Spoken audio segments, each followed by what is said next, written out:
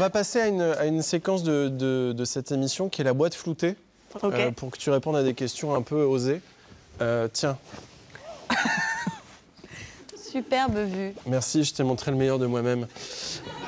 Donc voilà, ça c'est la boîte floutée. Comme tu peux le voir, il y a un énorme floutage. Oui. Et tu vas piocher des questions et y répondre en même temps, ok? Un emoji qui me refroidit direct. Je crois que si un mec m'envoie une aubergine et la flamme... Ah, avec la flamme en plus. À côté, tu vois. Et le petit... à 18 ans, par exemple, ça peut être un peu compliqué. Faut que j'en pioche combien? Toutes. Toutes? Toutes. Tiens, et si je parlais de la glande de Bartholin? Ça, c'est un dossier... Alors, c'est la première fois que j'en parle. Hein. La glande de Bartholin? Bah oui. Il m'est arrivé un truc il y a quelques années.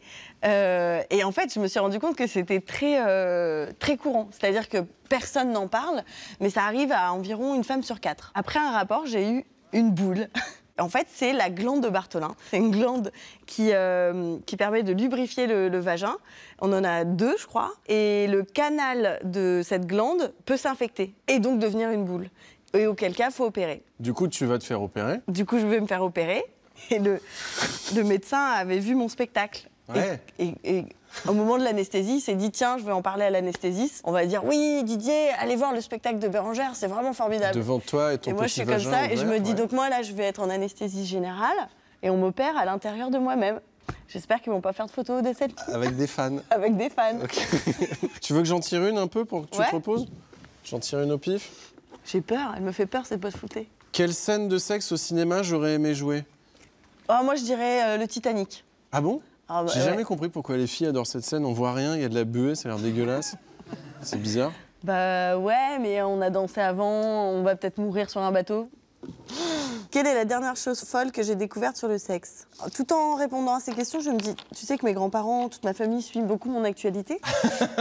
Et cette question, je me dis, tiens, est-ce que... Non, mais pas toi personnellement, peut-être t'as entendu parler de trucs. Ah oui, d'accord. Oui, oui. J'ai découvert qu'en fait, on n'était pas obligé, on n'est pas obligé de jouir, on n'est pas obligé de finir, on n'est pas obligé de faire dans un ordre, on n'est pas obligé d'avoir une pénétration, on est obligé de rien, en fait. Tout le monde est dans un truc une espèce de choré, une sorte de Macarena que tout le monde voudrait faire. On se dit, attends, mais elle a pas mis les bras derrière. Non, ça marche pas, c'est pas validé.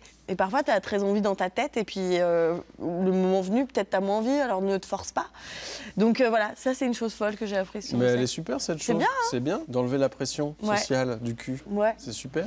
La pression sociale du cul. Bérengère, si je t'ai invité dans cette émission, c'est parce que ça parle des fétichismes. Et je sais qu'il y a plein de fétichistes de pieds qui sont à donf sur les tiens. Oui. Je te propose qu'on fasse une interview pied. Oui. Qu'est-ce que... Jingle pied.